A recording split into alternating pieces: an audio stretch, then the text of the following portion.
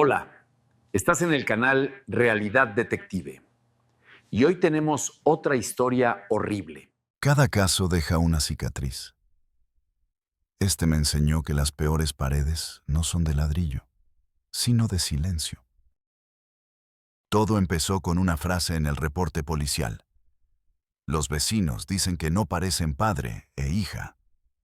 La ventana de su apartamento era un escenario iluminado en la noche de la Ciudad de México. Y todo el edificio tenía asientos en primera fila para ver una tragedia. Soy Julián Soto, detective privado. Hoy abro un archivo que nació de miradas indiscretas y susurros en los pasillos. El caso de un padre y su hija en la Ciudad de México, cuya relación se volvió tan extraña que los vecinos tuvieron que llamar a la policía. Quieren saber qué fue lo que vieron y cómo una comunidad rompió el pacto de no meterse en asuntos ajenos para salvar a una joven atrapada. El expediente llegó a mi oficina en una tarde gris, de esas en que el cielo de la ciudad parece una tapa de concreto. Lo trajo una mujer que se presentó como Carmen. No era la típica clienta. No había lágrimas ni pánico. Había una determinación fría, la de alguien que ha visto algo que no puede olvidar. La policía, me dijo, había archivado sus quejas. Chismes de vecinos. Le soltaron con una sonrisa condescendiente. Pero Carmen no era una chismosa. Era una observadora. Desplegó sus pruebas sobre mi escritorio, manchado por incontables tazas de café, un fajo de papeles con anotaciones meticulosas y un teléfono. Mire esto, señor Soto. En la pantalla, un video tembloroso, grabado desde la distancia. La calidad era pésima. Dos siluetas en una sala iluminada. Un hombre alto, una figura más menuda. Bailaban. Un baile lento, casi ceremonial. La música era inaudible, pero el ritmo era claro. No era el baile torpe de un padre con su hija en una boda. Era íntimo, posesivo. La mano del hombre en la base de la espalda de ella. La forma en que sus cabezas se inclinaban la una hacia la otra, como amantes. Ese es Armando, susurró Carmen, y esa es Valeria, su hija. Armando, el padre. Un hombre de unos 50 años, carismático según los pocos que habían cruzado palabra con él. Un arquitecto o diseñador, algo que le permitía trabajar desde casa. Un hombre que se había mudado al edificio de la Condesa hacía un par de años, presentándose como un padre soltero devoto. Su mundo entero giraba en torno a su hija, o eso parecía. Valeria, la hija, 17 años, un fantasma. Carmen me la describió con una tristeza profunda. Una joven de belleza pálida, de ojos grandes que parecían absorber la luz sin devolverla. Nunca se la veía con amigos. Nunca sola. Siempre a la sombra de Armando. Salían juntos. Volvían juntos. Él la esperaba en el portal cuando regresaba del instituto. Un gesto que al principio parecía protector, pero que con el tiempo se reveló como una vigilancia implacable. Carmen vivía en el edificio de enfrente. Su ventana daba directamente a la sala de ellos. Durante meses, fue una espectadora pasiva de esa vida encapsulada. Vio cómo la devoción de Armando se convertía en una jaula invisible. Vio cómo Valeria se marchitaba. La gota que colmó el vaso, me confesó, fue ese baile. No es normal, señor Soto. Hay algo enfermo ahí dentro. Le creí. En mi oficio aprendes que el mal rara vez grita. Casi siempre susurra. Y el susurro de ese apartamento era ensordecedor. Carmen me contrató no para encontrar pruebas de un crimen, sino para darle un nombre a la oscuridad que sentía. Para confirmar que no estaba loca. Mi trabajo comenzó con la reconstrucción, con el tedioso ensamblaje de los fragmentos que Carmen y otros pocos vecinos me proporcionaron. La vida de Valeria y Armando era un teatro de sombras proyectado en la pared de un edificio. La rutina era su guión, la repetición su única ley. La mañana era de Armando. Él preparaba el desayuno. Siempre lo mismo: fruta, café, pan tostado. Se sentaban en silencio, la ciudad despertando tras el cristal. Él leía el periódico. Ella miraba un punto fijo en la pared. No había la charla casual, el desorden de una familia normal. Era un ritual. Luego, él la acompañaba al instituto. No hasta la puerta, sino hasta la esquina. Desde allí, la observaba hasta que desaparecía en la multitud. La tarde era de la espera. Armando trabajaba en casa, pero su verdadera ocupación era esperar el regreso de Valeria.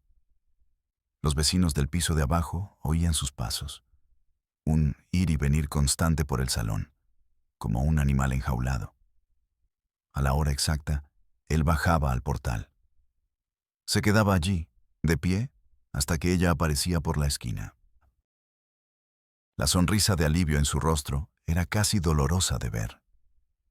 La noche era el acto principal, la cena, a menudo a la luz de las velas. Carmen me dijo que al principio le pareció romántico, un padre intentando hacer la vida de su hija especial. Pero la repetición lo convirtió en algo siniestro. No había invitados, nunca. La conversación, cuando la había, era un monólogo de Armando, sobre los peligros del mundo, sobre la maldad de la gente, sobre cómo solo ellos dos se tenían el uno al otro. Valeria vivía tras un cristal. Veía a las chicas de su edad reír en la calle, caminar en grupos, compartir secretos. Ella no tenía nada de eso. Cualquier intento de amistad era saboteado. Si una compañera la llamaba por teléfono, Armando contestaba. Su voz, amable pero firme, dejaba claro que Valeria estaba ocupada.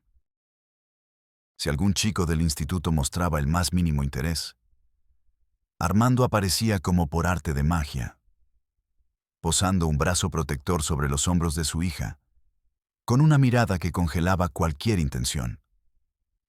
Creó en ella una dependencia absoluta. El mundo exterior era una amenaza. Los amigos, traidores en potencia. El amor, una ilusión peligrosa. Solo yo te entiendo, Valeria. Solo yo te querré siempre, sin condiciones. Esta era la letanía que ella escuchaba día tras día. Y una parte de ella lo creía. Se sentía especial, elegida, la única ocupante del corazón de su padre. Pero otra parte se asfixiaba, anhelaba el aire, el ruido, la banalidad de una vida normal. El apartamento era su universo y su celda, decorado con un gusto impecable, minimalista, pero frío. No había fotos de amigos en las paredes. No había pósteres de bandas de música. Solo arte abstracto y libros de arquitectura. Era el espacio de Armando. Valeria solo lo habitaba. Los vecinos oían la música clásica que él ponía a todo volumen, o los silencios tensos que seguían a una puerta cerrándose de golpe. A veces, una voz elevada, la de él. Nunca la de ella. Ella no gritaba. Ella se rompía en silencio. Los llamados rituales de aislamiento no eran eventos especiales. Eran la normalidad. Eran la forma en que Armando tejía la red. Él elegía su ropa cada mañana. Esto resalta el color de tus ojos, mi vida. Si ella intentaba ponerse otra cosa, él se entristecía. Pensé que confiabas en mi gusto. ¿Ya no te importa mi opinión? La culpa era su arma más afilada. Los fines de semana no había salidas al cine o a centros comerciales. Había visitas a museos, seleccionados por él. Paseos por parques solitarios, elegidos por él. Cada actividad estaba diseñada para reforzar su burbuja. Mira qué tranquila es nuestra vida, lejos del caos y la vulgaridad. Dentro de Valeria, La guerra era constante. Quería creer en la narrativa de su padre. Quería ser la hija perfecta que él merecía. Pero la adolescente que había en ella se rebelaba en silencio. Escribía poemas oscuros en un diario que escondía bajo el colchón. Dibujaba ventanas con barrotes en los márgenes de sus cuadernos. Sentía la mirada de los otros chicos en el instituto y se preguntaba cómo sería recibir un mensaje de texto que no fuera de su padre preguntando, ¿dónde estás? Se sentía especial y prisionera, amada y sofocada. Su lealtad hacia él era una cadena. Cada vez que sentía un impulso de rebelión, la imagen del rostro triste de su padre la detenía. Él había sacrificado todo por ella. ¿Cómo podía pagarle con traición? No entendía que el sacrificio de él era, en realidad, el de ella. Carmen fue la primera en ver la grieta en el muro. Al principio, como todos, vio la fachada. Un padre viudo o divorciado, entregado en cuerpo y alma a su única hija. Un hombre admirable en una ciudad llena de ausencias. Pero la constancia de su vigilancia empezó a inquietarla. La falta de vida en los ojos de Valeria, la tensión en sus hombros.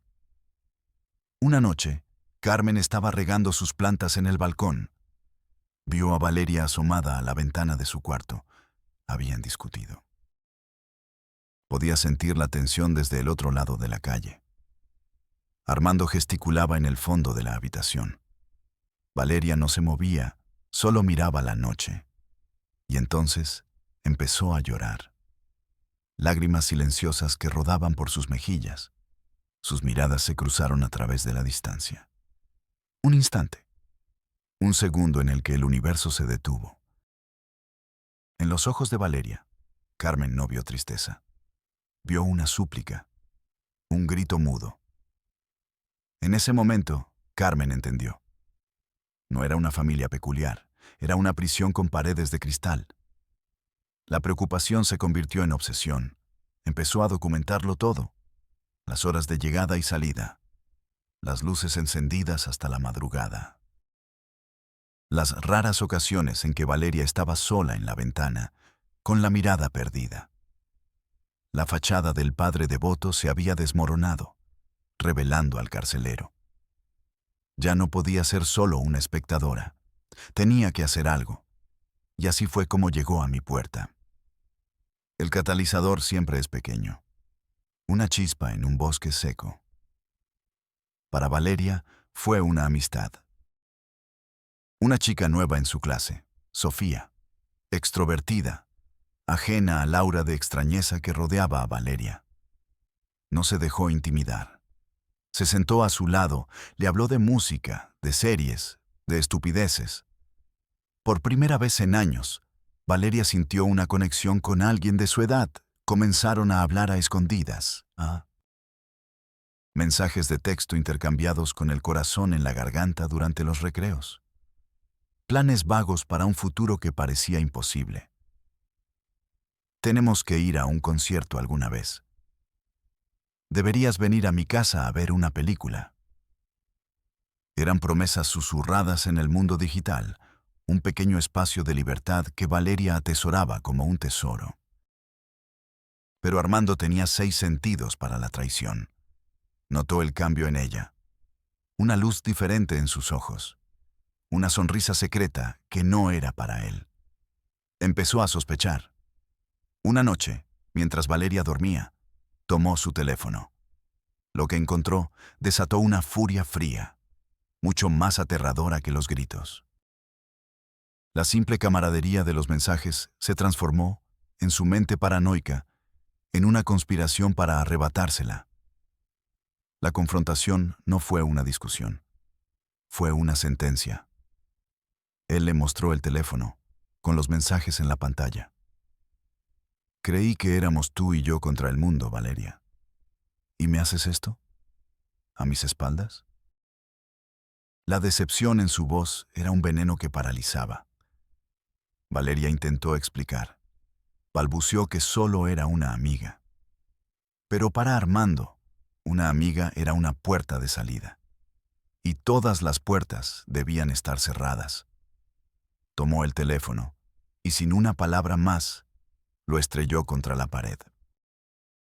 El sonido del plástico y el cristal rompiéndose fue el fin de la pequeña libertad de Valeria. «Esto es por tu bien», dijo él, con una calma espeluznante. «No te das cuenta del peligro. Necesitas que te proteja de ti misma». La encerró en el apartamento. No con cadenas, sino con palabras. Le prohibió ir al instituto. «Estudiarás en casa. Aquí, conmigo. Segura». Ese fue el punto de quiebre. El encierro, antes psicológico, se volvió físico. Valeria, atrapada, desesperada, solo tenía una ventana. Y al otro lado de esa ventana estaba Carmen. Comenzó una comunicación clandestina, frágil y peligrosa. Valeria escribía notas en trozos de papel y se las mostraba a Carmen a través del cristal cuando Armando no miraba. «Ayúdame. No puedo salir. Tengo miedo». Carmen fotografiaba cada nota con su teléfono, acumulando pruebas de la prisión de Valeria. Pero sabíamos que no era suficiente. Necesitábamos su voz. Necesitábamos algo más que imágenes borrosas y notas escritas a toda prisa. Entonces, a Carmen se le ocurrió un plan arriesgado, nacido de la desesperación. Subiría al apartamento. Tocaría a su puerta, la excusa más vieja del mundo. «Disculpe, vecino, ¿me podría regalar un poco de sal?». Era absurdo, peligroso, pero era la única opción. Recuerdo la llamada de Carmen justo después. Su voz temblaba, pero también vibraba con adrenalina. Me lo contó todo. Subió las escaleras, con el corazón martilleándole en el pecho. Tocó la puerta. Armando abrió.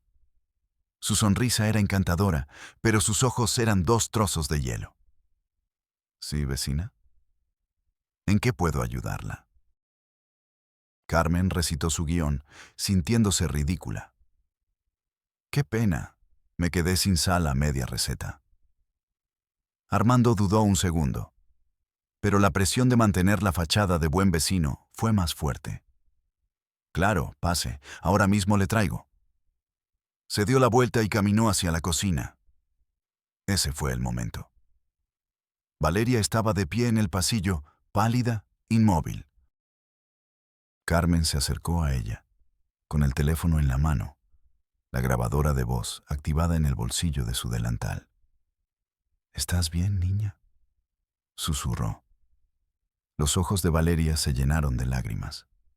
Se inclinó hacia Carmen y con un hilo de voz, apenas audible, soltó las palabras que lo cambiarían todo.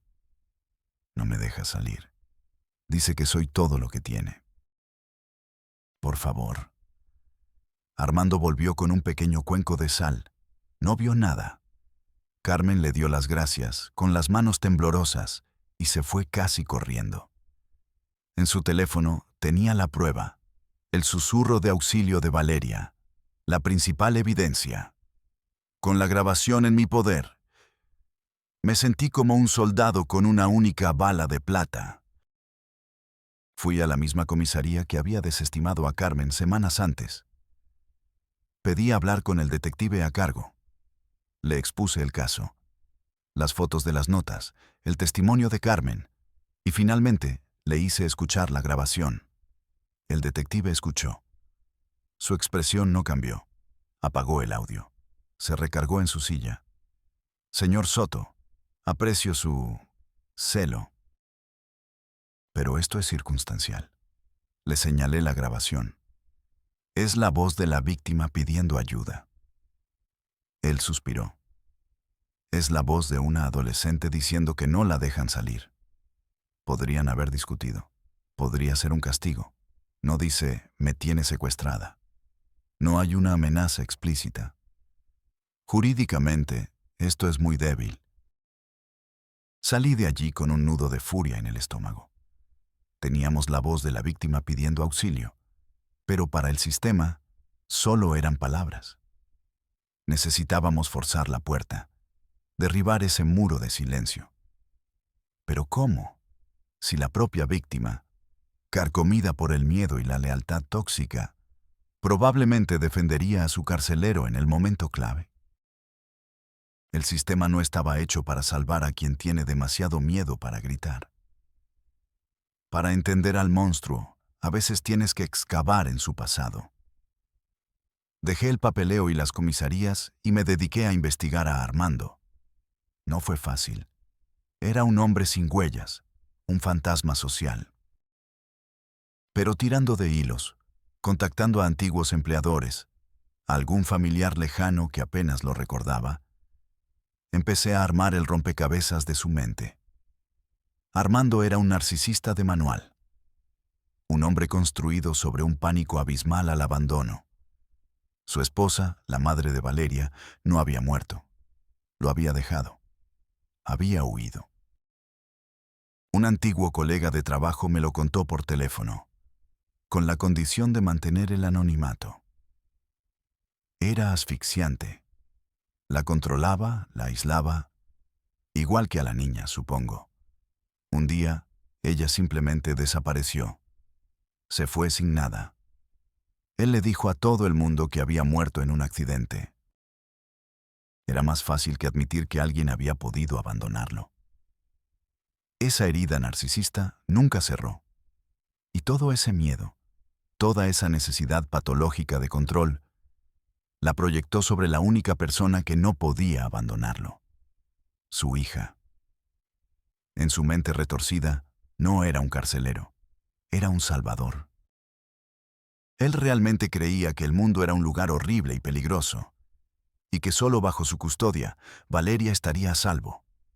Su amor era real, pero era un amor enfermo, egoísta, un amor que consumía el oxígeno. Su ideología era simple, una única y aterradora Zapoved: el mundo es peligroso. Solo conmigo estás a salvo. Repetía esta frase, de una forma u otra, hasta convertirla en el pilar de la realidad de Valeria. Cualquier atisbo de independencia de ella no era visto como un crecimiento natural, sino como un acto de suicidio, una traición a su pacto sagrado. Él no estaba destruyendo su vida, la estaba preservando. Y el mayor terror era que, en el fondo, él mismo se creía su propia mentira. Pero la prisión de Valeria no tenía un solo arquitecto. Armando puso los ladrillos, pero el cemento fue la indiferencia. Volví al edificio. Hablé con más vecinos, con todos los que quisieron abrirme la puerta. Las historias se repetían, con matices de cobardía y apatía. El joven matrimonio del piso de abajo. Sí, a veces oíamos gritos. Bueno, su voz elevada. Pensamos que eran problemas familiares. Uno no se mete. La señora mayor del primero. Pobrecita, siempre tan seria. Su padre parece muy estricto. El estudiante que vivía en el mismo rellano.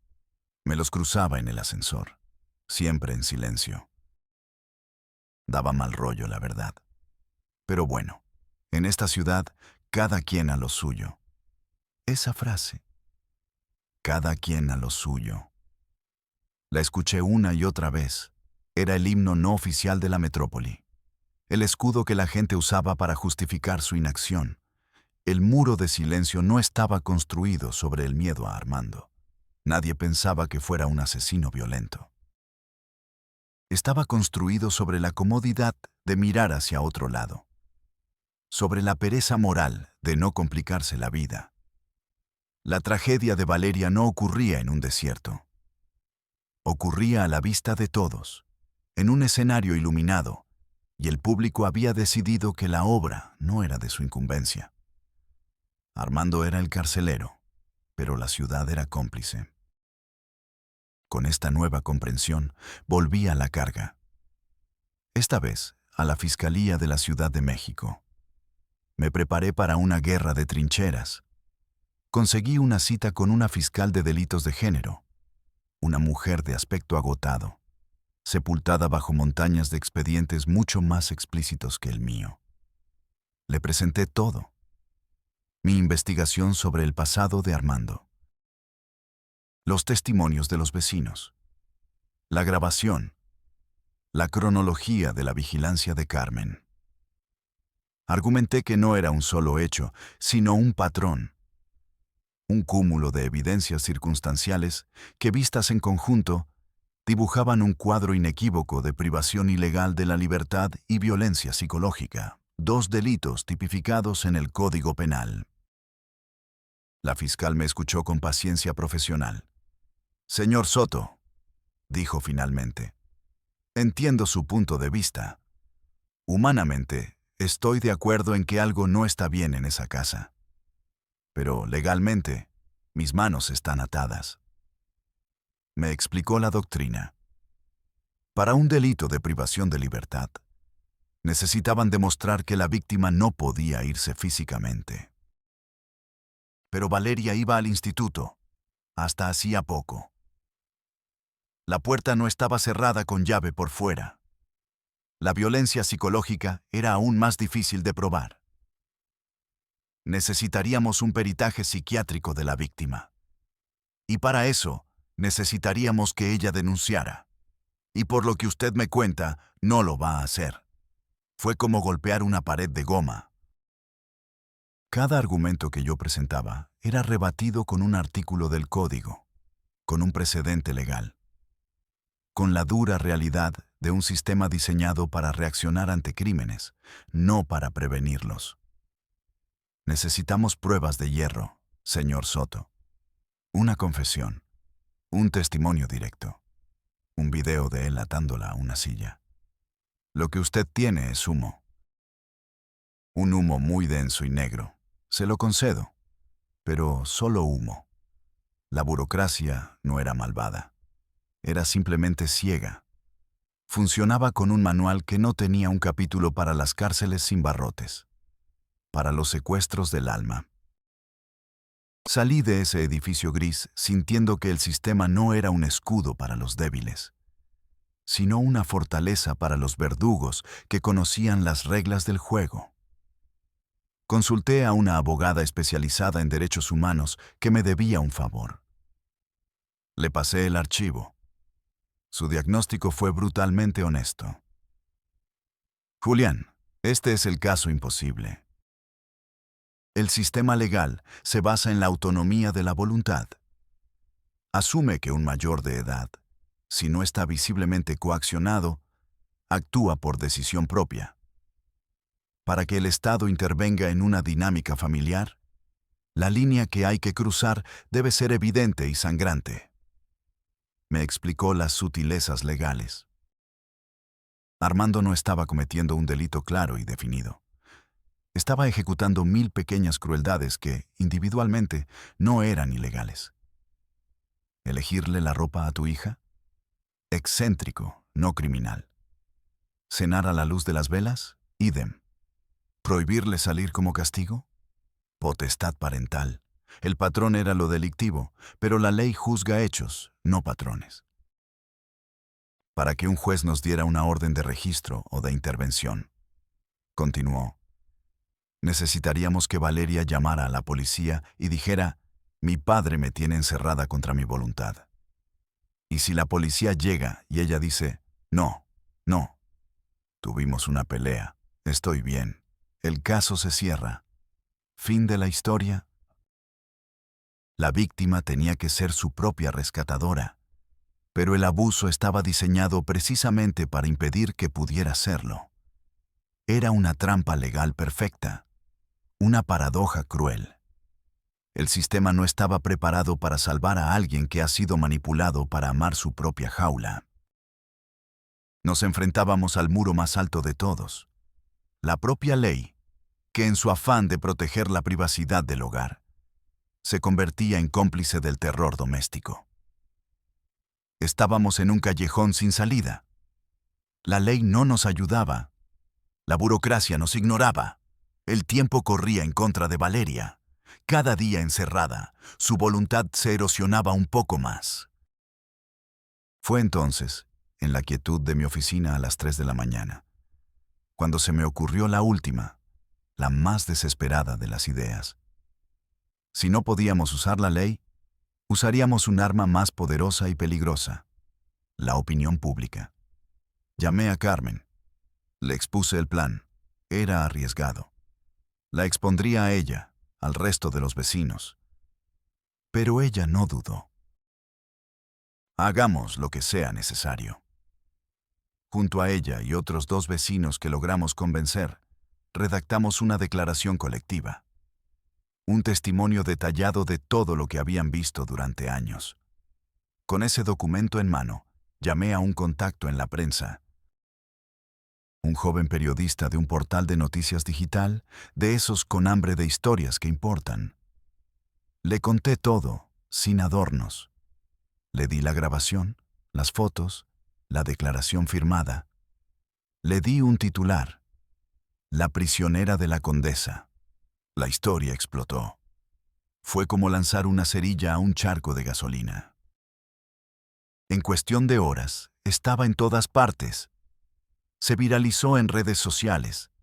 El titular era "Carnada pura", y la gente mordió el anzuelo. La historia de la joven atrapada en un lujoso apartamento por su propio padre en uno de los barrios más conocidos de la ciudad era demasiado potente para ser ignorada. Los grandes noticieros de televisión la recogieron. La presión sobre las autoridades fue instantánea y brutal. La fiscalía, que semanas antes me había despachado con condescendencia, ahora se enfrentaba a un escándalo mediático. El caso ya no era un expediente más en una pila, era una noticia nacional. La opinión pública no entiende de sutilezas legales, entiende de justicia. Y la imagen de una joven prisionera clamaba justicia. 2 días después de que la historia estallara, un juez, presionado por la fiscalía, emitió una orden de registro y presentación. El día de la intervención, la calle era un circo. Asmas, furgonetas de televisión, periodistas, curiosos. Yo estaba allí, con Carmen, observando desde la distancia.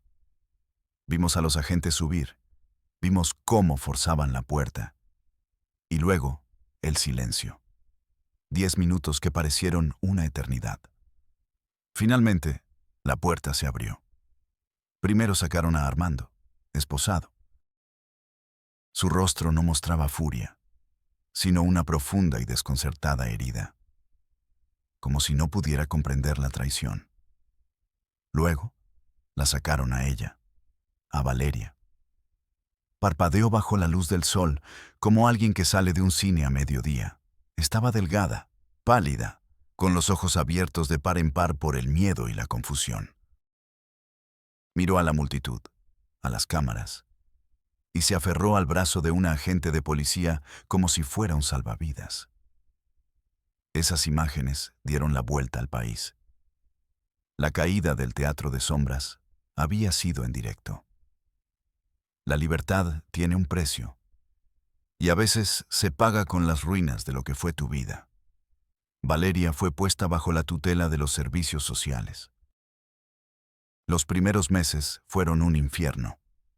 Sufría del síndrome de Estocolmo. Defendía a su padre. Culpaba a los vecinos, a la prensa, a mí. Su mente había vivido tanto tiempo en esa narrativa de protección que no podía aceptar la realidad de su cautiverio.